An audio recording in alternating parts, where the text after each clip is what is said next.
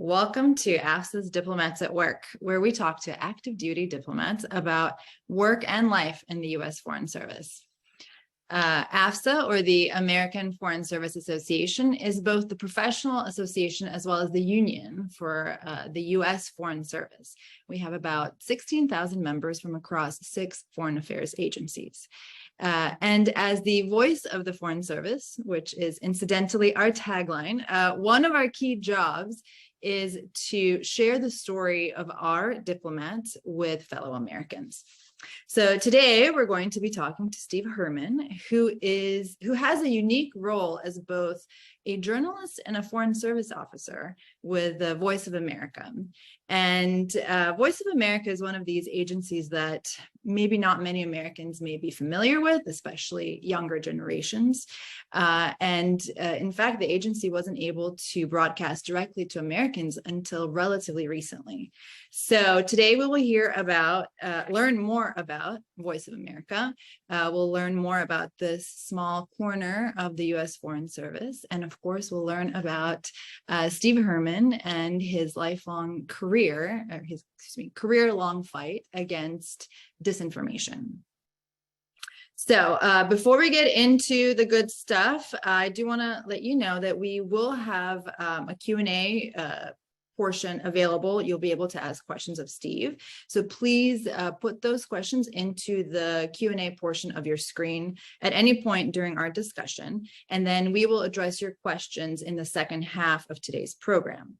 Also, we ask you to let us know what you think about Diplomats at Work. We're dropping a survey link in the chat box. It takes less than 2 minutes, and it'll be really helpful for us to know, what you think of Diplomats at Work and what we can do to make it better. So now let's get started. Steve, welcome, and thank you so much for agreeing to talk to us today. Naja, it's a pleasure to be here. Oh, well, thank you. I love the enthusiasm. So as we were promoting today's program, I got some confused questions about, wait a minute, how is it possible to be both a journalist and a foreign service officer? And someone asked, is this some kind of an honorary status that you were given? So given that confusion, I think it's a really good place. It feels like a good place to start there, to talk a little bit about how it is possible to have these dual roles, a journalist and an FSO. And maybe we start by talking more about Voice of America, the origin story, and where the agency fits into our overall foreign service space. Yes, Naja, to answer those questions, we need to do a little bit of a history lesson. The Voice of America has been around since 1942. Our first language was German, and the second language was Japanese, even before we broadcast in English. And that was obviously because of World War II, and to counter the propaganda that was coming over the radio from the Axis powers. After the war, there was this big debate, including in Congress, about what to do with Voice of America. There were members of Congress that did not want the United States government to be in the broadcasting business, and there were others who certainly did not want the government broadcasting in competition with commercial broadcasters in the United States. So VOA ended up being in peacetime and during the Cold War, when it had an obviously very relevant mission, mainly countering the propaganda coming out of Radio Moscow. It was put under the U.S. Information Agency, which was under the Department of State. And so USIA had foreign service officers, and those who were correspondents and in other roles, especially those overseas, were part of the foreign service. Now, when USIA was dissolved, VOA was put under what was then called the Broadcasting Board of Governors, a very unwieldy name, under which there was the umbrella also for Radio Free Europe that I'm sure many of the people on in this session today have heard of. And then there's also Radio Free Asia as well. And now BBG in the Obama administration was reconstituted as the U.S. Agency for Global Media, which is now the umbrella independent agency for all U.S. international broadcasting that is non-military. So sometimes I'm asked if we're part of the Armed Forces Radio and Television Service, which is run by the military. No, we are not. So we are under now what's called the USAGM, and there are a number of Foreign Service officers as part of this USIA legacy that continue in VOA as foreign correspondents. And there are also a number of Foreign Service officers for USAGM who are working at the transmitter sites in places such as Thailand and Kuwait and Sao Tome. So there are a few of us, but we are by far the smallest Foreign Service component in the U.S. government. And also, I'm sometimes asked, even by people at the State Department, whether we're under the Department of State. And the answer is an emphatic no. We are under this independent agency. And when I'm overseas, or the other VOA foreign correspondents are overseas who are Foreign Service officers, they're also not under the mission. So the ambassador cannot tell a VOA correspondent what to do or what not to do, or where to go or where not to go. And so, unlike probably all the other Foreign Service officers, we don't normally have privileges at the U.S. Embassy. When I was in Delhi, my driver was a Foreign Service, what do we call them now? LES, locally employed staff of the embassy in New Delhi, and he could just drive through the gates and go into the embassy. I had to get out of the car and sign in, just like any other U.S.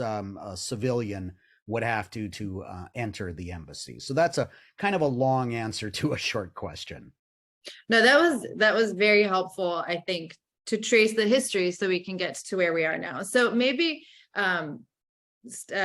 continuing where we left off, which is sort of, you have some of the privileges of an FSO, but also you're not a typical FSO. So you work for the US government, but obviously as a journalist, you do need the autonomy and independence to be able to report on the US government. And that's a government, and that's essentially your boss, the government that pays you. So tell me more what that means in practice. Like, how does that work in practice, that you are an FSO, but you have this autonomy and independence to be able to do the reporting that you need to do? Yes, and I should emphasize this also goes for all of our civil service reporters, editors, producers, and we also have a number of contractors as well.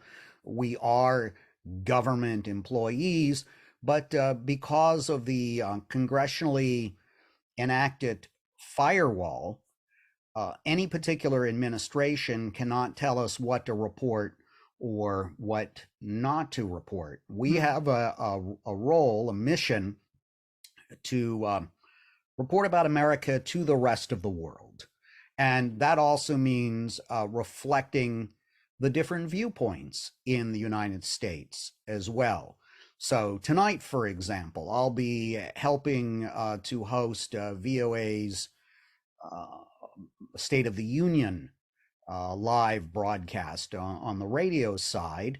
And so we'll be carrying the president's message, just as we would in any administration. We will also broadcast, in this case, the Republican Party's rebuttal, which will be done by Sarah Huckabee, who I remember from my White House days. And we'll have discussion on it. And in the days ahead, we will be doing reporting about that State of the Union address, and we will be reflecting the views that are coming from both sides of the aisle, although one particular party is in power currently. So we are not, I would emphasize, a mouthpiece of any particular administration or in our reporting of any particular policy that an administration would be adopting, whether that's domestic or foreign policy. Okay. So let's switch gears and talk about disinformation, which is false information that's deliberately spread to deceive people.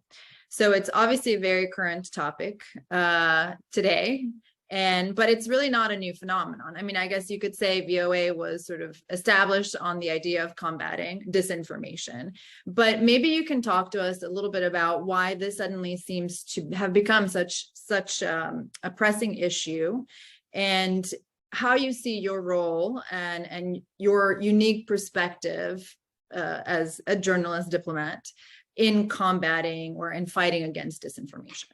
Right. Well, you are absolutely right that VOA was set up to combat disinformation. I'm not sure whether anybody was calling it that back then. Propaganda was the word that was used about what was coming out of Berlin in Tokyo, especially about World War II. And VOA was founded with a very novel concept, which was just to tell the truth and then give the facts, whether they may be good or bad, and reflect positively or poorly on the United States in wartime.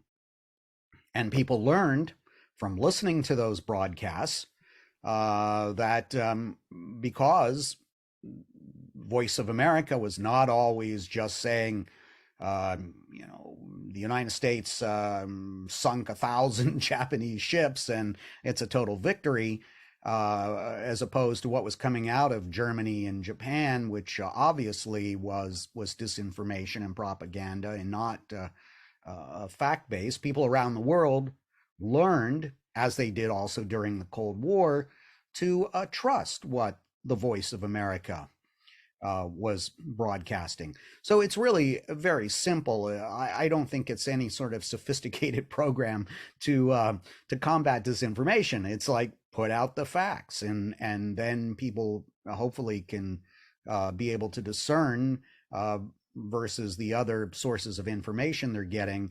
That stuff is just sounding too outlandish or ridiculous. We also do have a unit called Polygraph, which does deconstruct particular stories that do come out of places like Russia and China and Iran, most notably these days, and to explain why the stories that are being put out are false. And this is also available to Americans now as well. All of everything we do is online at voanews.com. Polygraph has a separate site. It's polygraph.info, I believe. Mm-hmm. And so there's no legal restriction any longer about accessing that information. But I would stress that people in the United States and Americans are not the target of the content that we're producing. It is meant for people overseas. And we should also mention that we have, including English and Learning English, we have 48 language services at VOA. So most of what people are consuming in the world is probably not our English language content. And then, of course, it includes languages such as Russian, Mandarin, Chinese, Farsi, and dozens of languages for Africa and Asia as well. Okay. So over the course of your career, reporting on the facts or the truth has led you into some misadventures.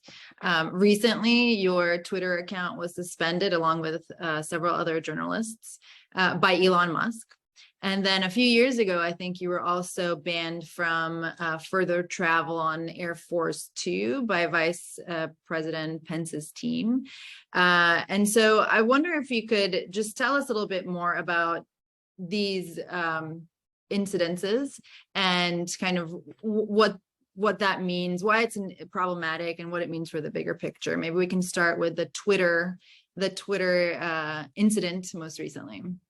Sure. This has been well documented by the media. There's all sorts of mainstream media stories you can consult on this. But essentially, I was tweeting one evening in December about a number of other journalists who had been concurrently suspended from Twitter because they were tweeting about a particular Twitter account that had just been suspended, which was called Elon Jet, which had been tracking the private aircraft of Elon Musk, the new owner of Twitter, using publicly available information. All aircraft in the United States have to send off signals telling where they are, and there are all sorts of apps and websites that do all this. But this was just an account on Twitter that focused on one particular aircraft, and it was obviously seen as retaliation by Elon Musk, although Musk's contention is that Elon Jet, and by default the journalists who were putting attention on this particular account, were tweeting what he called assassination coordinates for him. I was a White House correspondent for 4 years and was with the information that had been released for public consumption by the White House, noting where Air Force One was at any particular time. And it was never obviously considered assassination coordinates. So it was a very ridiculous thing. Make a long story short, I am still permanently suspended because I declined to remove the 3 particular tweets, which if you go to my @W7VOA timeline, you can't see those tweets anyway because Twitter has taken them away. But unless I sort of click and sort of acknowledge that I did something wrong, I cannot be reinstated on Twitter. I've appealed twice. One appeal was rejected. I'm still waiting to hear about the second one. So that's the situation with Twitter, which you know, I as I said publicly, I considered the suspension to be arbitrary and capricious. Well, and a number of organizations, including AFSA, and I didn't mention that Steve is a member of our governing board at AFSA, we put out statements saying that this is, you know, akin to censorship. And especially in this day and age, it is hard to do your job as a journalist if you don't have access to an important platform like Twitter. And yeah, I'll put in a plug for Mastodon, which is part of something called the Fediverse, which is very much like the early days of the internet when it was run by universities and all sorts of computer geeks. It is not owned by any particular entity. So I am also on Mastodon now and having pretty good engagement there. I'm really surprised, although I had 115,000 followers on Twitter. I have 35,000 now on Mastodon, but the engagement is as good or better than it was on Twitter. So I've found a very welcoming group of followers there on Mastodon. But it obviously does not have the reach, the critical mass that Twitter does. yeah. So then moving to the other misadventure, as I called it, from a few years ago, where similarly you had reported on something then that ended up getting you in the crosshairs of the Pence team. Can you tell us? Yeah, sure. And look, I was one of many reporters that tangled with officials of the previous administration. And again, this stuff does happen to some degree in probably every administration. Reporters and presidents, administrations have been at odds since George Washington, as a matter of fact. Now, it was particularly contentious in the previous administration because the previous administration had a little bit sharper elbows, including the president himself, of expressing sometimes his disdain about his media coverage. And sometimes it was very ominous, such as when President Trump referred to reporters as, the enemies of the people, which harkened back to a phrase that was used in Stalinist Soviet Union. But we went ahead and did our jobs. And this particular incident, again, was something I thought was relatively silly as far as the being banned from Air Force Two.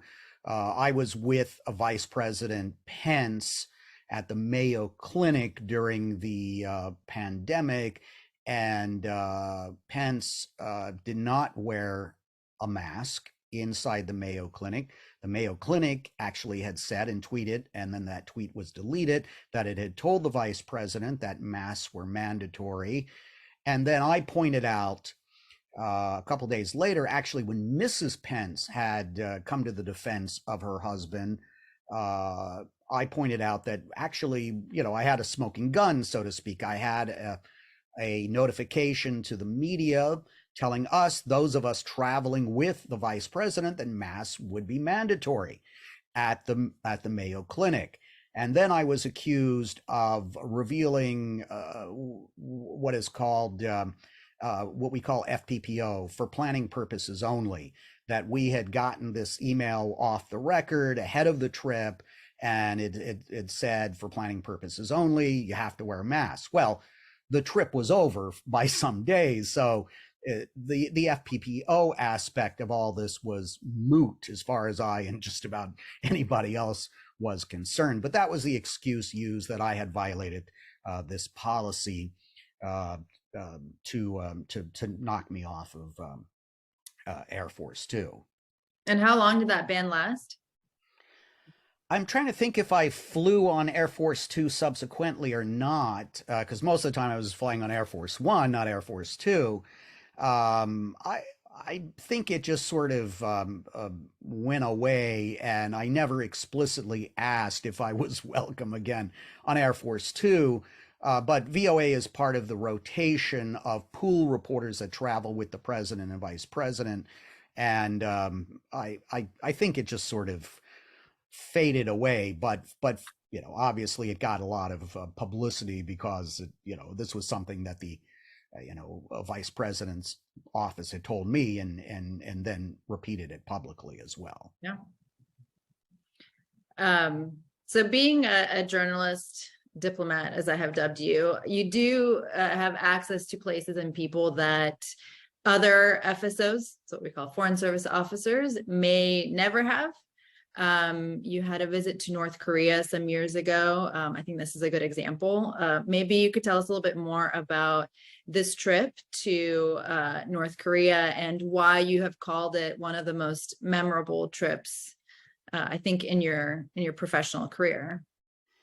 Yeah, I was probably 10 or 11 days in North Korea. I was a part of an invited group. There were just a couple of members of the media that were on this trip to accompany a former Medal of Honor winner named recipient, I should say, Thomas Hudner, who had been a U.S. Navy pilot, and his wingmate, who was one of the first black military aviators in the United States. And they've just made a movie about this recently, I believe. That aviator, Jesse Brown, I believe was his name, had been apparently, his plane had some trouble, maybe was shot and landed near the Chosin Reservoir in North Korea. And Hudner, who's passed away since then, who was, I believe, in his mid to late 80s at the time, had been invited back by the North Koreans to look for the remnants of this aircraft. It was a long debacle with lots of twists and turns, as things happen to usually occur in North Korea. And so I was there as a member of the press. Of course, the North Koreans in the military that I met with assumed, number one, they assumed that I was a fluent Korean speaker. I must have been, right? Because I was sent in by VOA, which they believed was part of the CIA. But they also believed that CNN got its instructions from the CIA as well. They told me this. And at one point, a paper attached to my passport had gone missing. I had handed off my passport to a brigadier general who was taking our passports somewhere else, and this paper disappeared. And then I was told this was a very serious problem. I had essentially lost my entry visa to North Korea, and there were concerns that I could be thrown into jail at any point. And of course, it is a dire situation. Foreigners in North Korea are sometimes held as political hostages. And one thing, we were able to see parts of North Korea that normal journalists and tourists in North Korea do not see because of some very bad weather, and we had to use alternate roads. I had a tremendous amount of insight during this time into North Korea because I saw that there were elements of the military with the police apparatus and the intelligence apparatus and the foreign ministry that seemed to be feuding with each other about what to do with us. And so it was very insightful, but it was a very, very stressful. And I say I've been to 75 countries and territories, and the only one that I do not really care to go back to is North Korea, because it was such a stressful time. But I can tell you, I say there's only one thing better in North Korea than South Korea, and that is the beer. Because the North Koreans had brought over, I think, one German brewery. They basically dismantled a brewery from Germany and the UK and brought them over and had the beer meisters come over and teach them how to make beer. So actually the beer is pretty decent in North Korea, but that was the only thing I found in North Korea that I thought was better than in South Korea. And then, so assuming that piece of paper was found and you were able to. Yes, the piece of paper showed up. It had mail. apparently been in the general's pocket the whole time. So an international incident was avoided. But we had a lot of adventures during those 10 days. I should have written a book as soon as I got out when it was fresh. Yeah, it took 2 years to arrange that trip, by the way. And my caveat is I do not recommend anyone, unless they are, on some sort of official business, definitely do not try to go to North Korea as a tourist. All of those State Department travel warnings, I would say, definitely apply. Yeah. Well, I don't know how many of us could go to North Korea anyway, given. Well, for some, it may be a one-way ticket. Yeah, exactly. Well, thank you. Those are all the questions that I had for you. And I know that we've gotten a number of questions from folks in the audience. So if you just give me a moment, I will switch over and I'll read some of those questions out to you. So starting with the following one. So this is about disinformation. New digital platforms have been a great boon for journalism. It allows for greater reach than ever, but it also allows for the spread of disinformation and fake news. So how do we combat disinformation without undermining the benefits of social media? Well, this is a huge debate, right? And I wish I had an answer. I know books are being written addressing this subject, and I'm more focused on just putting out the information.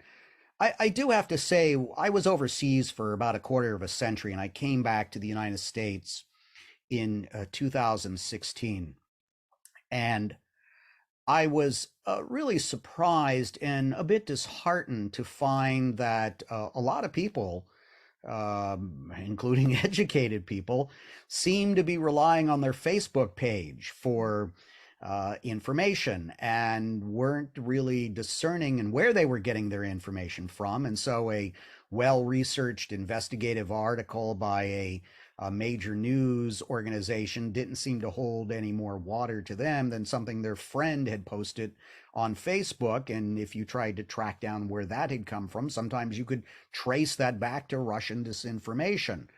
And it was really, what I saw was a question of news literacy. And I thought, if I was working for a domestic news outlet, I might just sort of retire early and go into teaching news literacy, because I thought, what's the point of doing this type of journalism if people don't understand how to read the news, how to watch the news, how to listen to the news. So I think there's something there that uh, maybe, and this of course is not just a problem in the United States, but if maybe at an early age, we should be teaching students how to consume news. Now, we see a lot of debates right now about education in the United States, and then there's another question of who decides what is taught in the classroom and what should be mandatory or what should be forbidden. It's a huge discussion right now in the United States.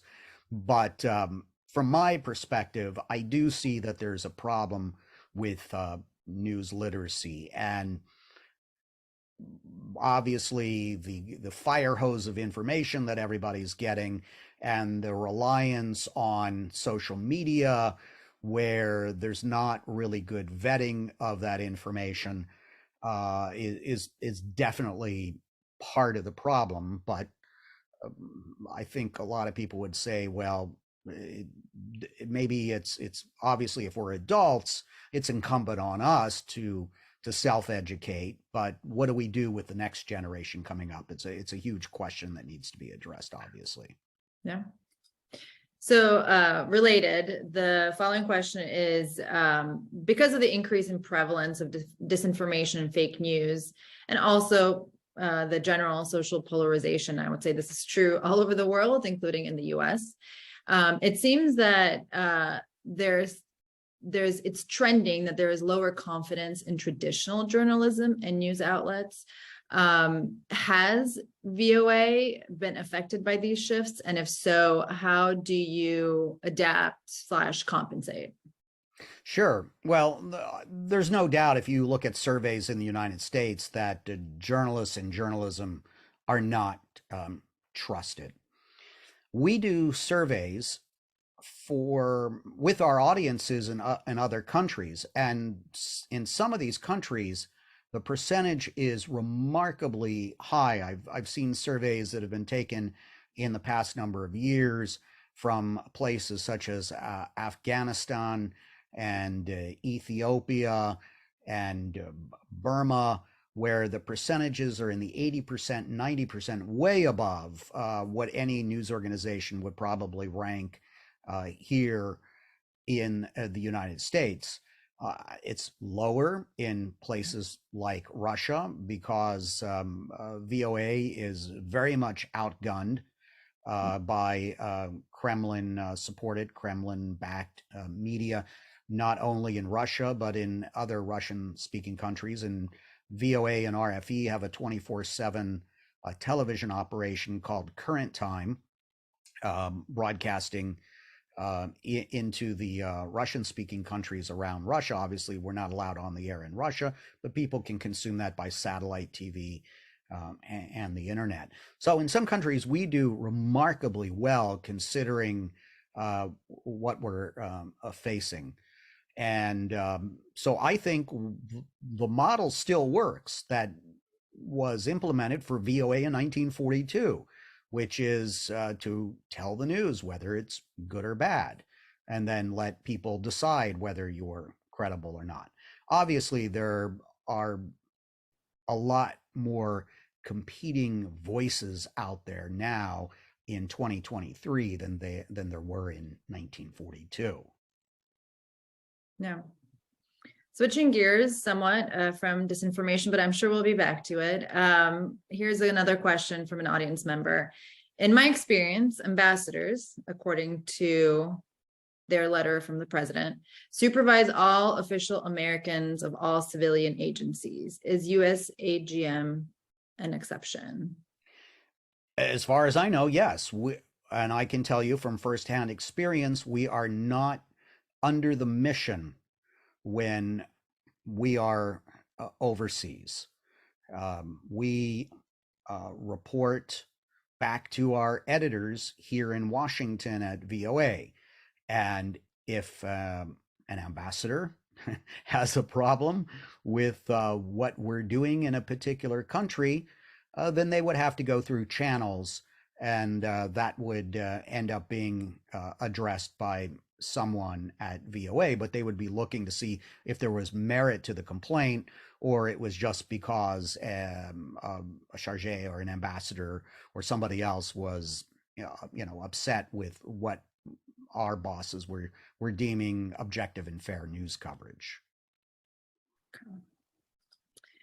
Do critics ever argue that VOA might spread its own disinformation? I think maybe that's an overstatement, but exists to spread American propaganda in other countries. And do you think that that criticism has any merit?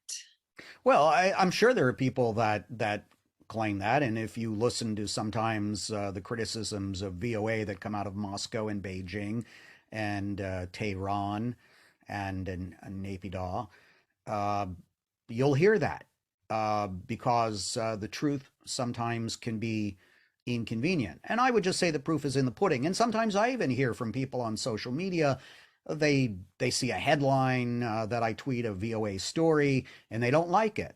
And I'll say to them, please look at the story, and my bosses will be happy to address anything that you believe is biased or is inaccurate or untruthful. And I just don't hear back from them. There are obviously preconceived notions that VOA is part of the government, it's coming from the United States, it must be whatever, fill in the blank. But we've been doing this for 81 years now. My predecessors, obviously, I haven't been doing it for that long. And have we gotten things wrong over the decades? Absolutely. Has there been in past decades at some point government interference or pressures? Certainly. But I can only speak about what we're doing right now. And one thing that I frequently say in public fora is that I'm a former AP reporter. I've worked for commercial news outlets.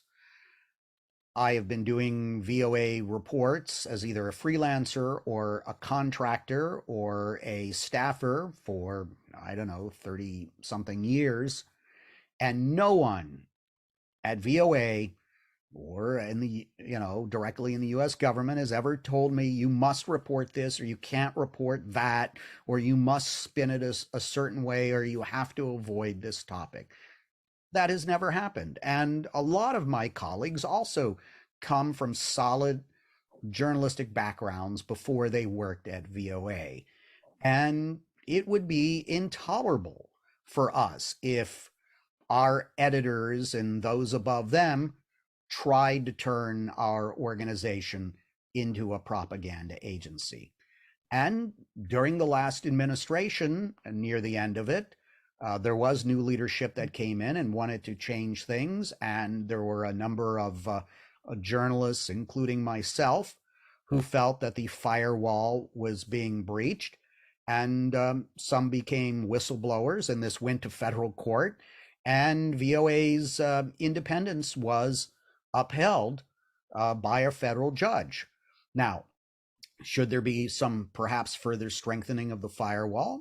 That's something that's debatable. And I know that there are people on Capitol Hill and in our parent agency that are looking at things like that. And of course, I will acknowledge there are people out there, US citizens, taxpayers, who feel that the government should be in the propaganda business, that it should be tit for tat, and that VOA should not be objective. It should be a mouthpiece of any particular administration. There are some people who do believe that, but you need to take that up with Congress. They're the ones that sort of set the rules, and just as for the other whatever the rules are for other U.S. government agencies, and there is a need for independence in certain parts of the U.S. government.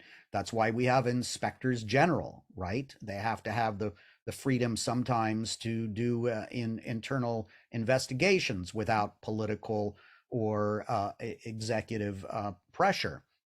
So there's another example. So we do have a very, very unique role.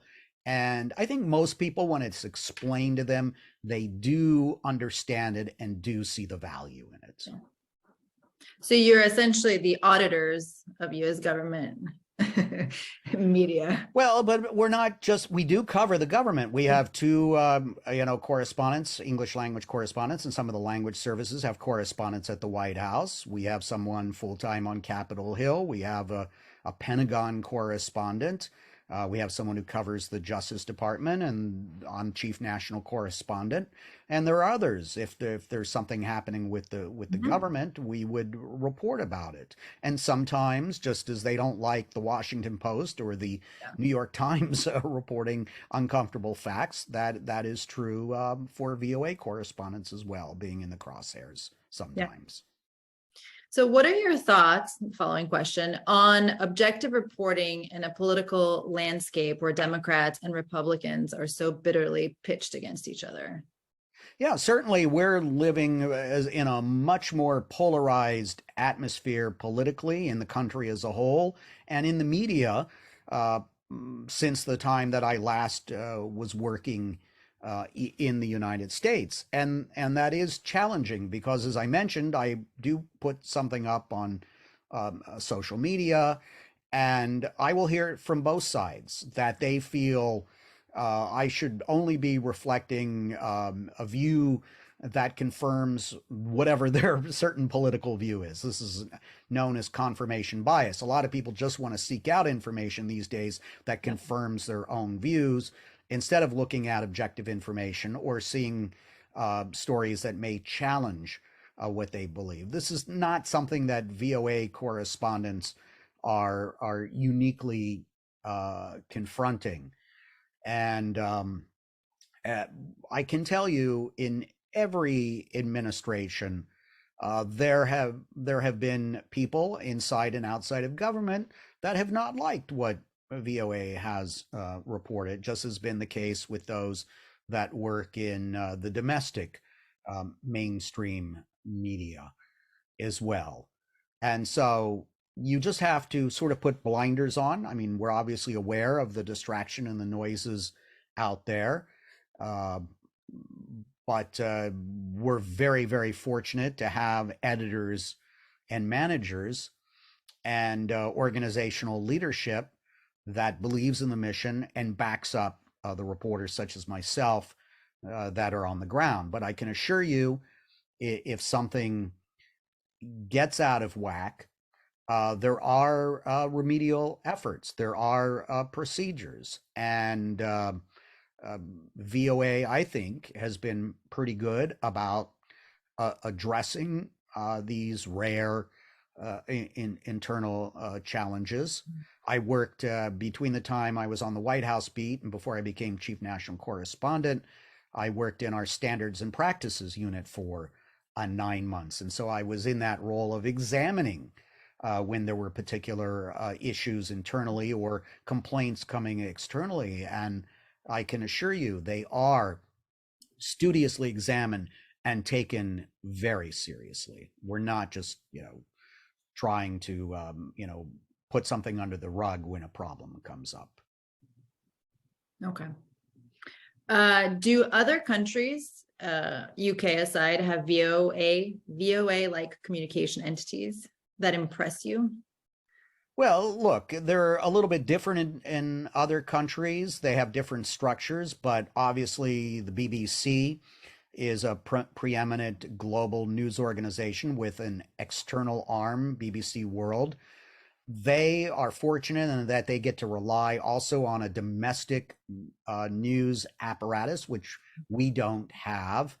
And they have, a 24/7 television operation in English. It's an excellent news organization. There's Deutsche Welle out of Germany. There are another NHK has an external service. There's Arirang and what is the other one? Is it KBS that has an external broadcasting service in Korea? In fact, I would say most of the if you look at perhaps the G20 countries, I would say most have some sort of external broadcasting arm. They could be a legacy operation from the days of shortwave radio, but most of them, including VOA, are emphasizing television along with streaming and the internet these days. What is the working relationship between VOA overseas and the public affairs officers at Post? Yeah, that's a great question. I can tell you from my experience, depending on the country I was in, I interacted with them just like any other correspondent in that country. For example, when I was in Japan, I didn't interact with them too much. Uh, at one particular point, we had a very accessible ambassador, Walter Mondale, so he was very easy to get to speak at events. Or that BSE beef thing going on at the time, so he was in the news handling that, and we had interactions with him.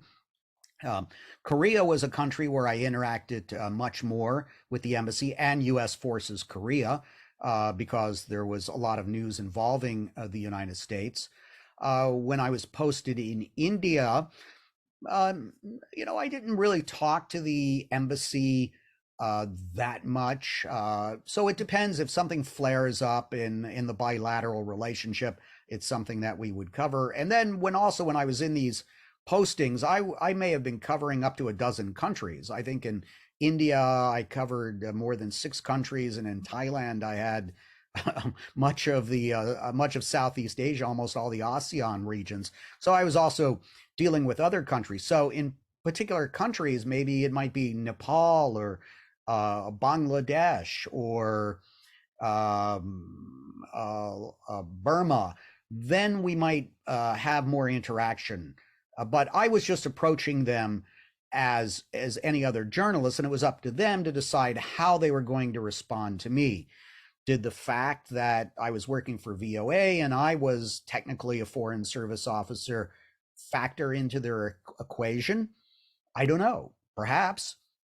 Uh, but they had to remember, obviously, I follow the rules of any other journalist. If someone tells me something off the record and I agree to it, it's off the record. There's what's called background, which we deal with a lot, with especially US government officials love background. And so they will have background briefings, and they can be very innocuous. And we always ask, why isn't this on the record, right?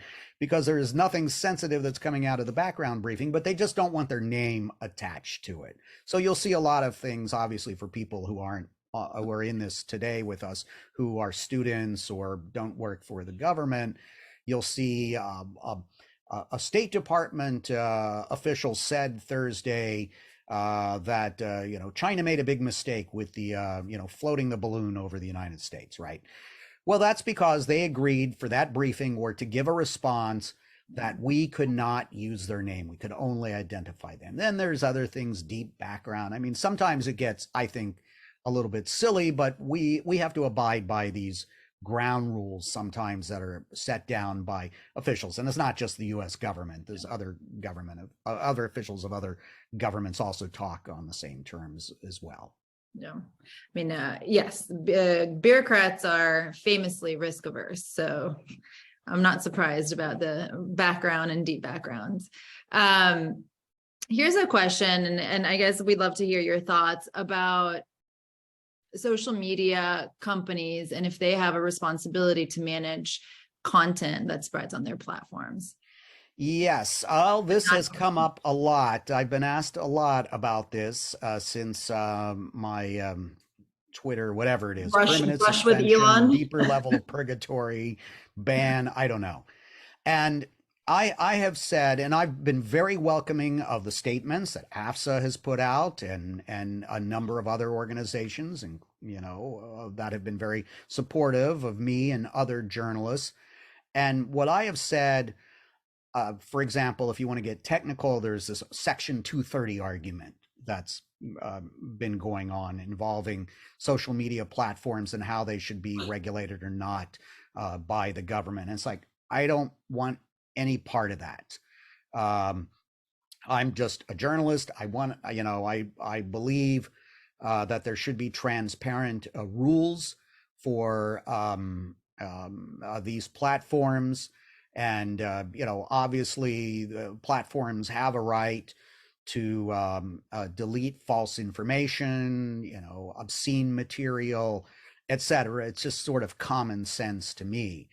But, beyond that, about what role that the government should take, I really have stayed out of that. That's for other people to decide. And American citizens have a role, to let their members of Congress know how they feel. And sometimes there are, whether it's the FCC or the FTC, there'll be a notice of proposed rulemaking, right, where people from the public can comment on these things. And so maybe as a private citizen, I might send in something when something comes up from the FCC or the FTC. And if I was compelled to testify, about my particular experience before, some congressional hearing or panel or whatever, I'm happy to, to consider those sort of things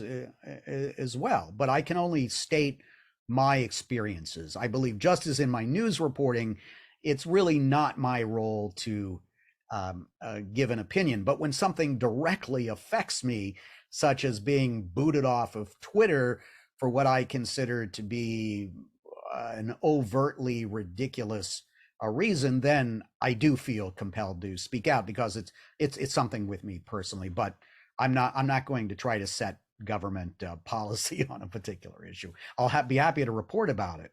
And that's another thing. If I become an advocate for any particular stance, then that I think I would have to recuse myself from reporting on that in the future as well. So I do want to be seen as much as possible as an objective interlocutor on these particular subjects. So going back to some our, I guess, earlier discussion, what was the reasoning behind not having Voice of America broadcast to Americans? I guess going back to the origin story of VOA. Yeah, I've heard different versions of this. I've done some research about it, as my master's degree thesis from public diplomacy dealt with some of the early days of VOA. And there was, in this, I don't want to put people to sleep here in the remaining minutes that we have, but there was something called the Smith-Mundt Act, which you can all look up, Smith-Mundt. And I think there were concerns, and legitimate concerns, to not have the US government in the propaganda business and targeting US citizens, and also not to be in competition with commercial broadcasting. But there are some people that have researched this and really have some more nuanced views as to answer that question. But that's my basic understanding of it from the cursory research that I've done. Okay. I got a couple more questions. One is it possible for someone to become an FSO at VOA, or is this just the legacy sort of it's past? No, there are still Foreign Service officer correspondents coming into VOA. But I guess what I should emphasize is, unlike other agencies, where at State Department, where they're recruiting significant numbers of fresh, newly minted Foreign Service officers every year, that's not how it works at VOA. By nature of the position, we would recruit for a correspondent in Islamabad. And if you're hired from the outside, if that position is posted as a Foreign Service position, then you would become part of the Foreign Service. But you would need to be qualified for that position as a broadcaster. And it may say that you need to speak fluent Urdu, or have X amount of years of broadcast journalism background, or have these particular skill sets of editing videotape or whatever. So we're not bringing you in as a foreign service officer and then, okay, we have no background in journalism. We're going to give you all the training. It's sort of the reverse, where you go into the Foreign Service at State Department and, it has its own criteria, but then you go in what used to be called the different cones, right? To be trained, you would be trained by the State Department for that particular job. Conversely, am I qualified to go work the window at the embassy in Harare to vet visa applications? And would the State Department consider me? No, there's not, as far as I know, any flow. So a USAID foreign service officer could not transfer over to VOA or vice versa. They are sort of separate. Now, that was different back in the USIA days when people did flow from state into VOA and vice versa. So that part is definitely a legacy. Okay. So we like to end on this question usually for our guests, which is, what is a story that stands out, either a story or a project or an assignment outside of North Korea, I guess, that stands out most in your career? Since I've joined VOA? Yeah, since you've joined VOA. Well, I think a very unique one is the time that I was the Bangkok bureau chief in Thailand. And I heard something, and I thought maybe it was thunder or a transformer exploding. And it turned out to be a bomb. Oh, geez. That had been set off at a shrine nearby that was popular for tourists in Bangkok. And so our bureau videographer, it was Zinlat Ong, who was a Burmese national, and I went over there, and we were among the first journalists on the scene, and it was a really terrible situation. And so I was on social media, and we were streaming video out and getting reports on VOA, and then also getting calls from other broadcasters. And I was then asked to actually do a report that evening for the CBS Evening News. Not that I was interviewed on the CBS Evening News, but I actually did a stand-up report and the whole tracking of the story based on a script that I wrote, and it aired on the CBS Evening News. And to me, that really was a validation for everything that VOA does and VOA journalism does, that our reporting and a VOA correspondent was good enough to be on the CBS Evening News. And as far as I was concerned, that would put to rest any sort of doubts that anyone anywhere might have that VOA journalists are just government note takers, that we are not independent. So that was a day I felt particularly proud, although it was the result of a terrible situation in which people did die. And we have right now VOA reporters on the scene in Turkey with the earthquake. We have VOA reporters on the front lines in Ukraine, and I hold their journalism up to anything that anybody else is doing anywhere. Well, thank you. Thank you for that. And thank you for spending the hour with us. Really appreciate it. Learning more about VOA, about your work, and talking about disinformation. We really are grateful that you were able to take the time. So that is all the questions that we have. I'm mindful of the time. We're right up at the hour mark. Thanks to everyone who joined us today. It's been a great discussion. If you are interested in attending more events like this, you can email us at events@afsa.org, and we'll put you on our mailing list. And don't forget to take the survey. It takes 2 minutes, and let us know how you like Diplomats at Work and what other topics you'd like for us to cover. And with that, thanks everyone. Thanks, Steve, and we'll see you next time.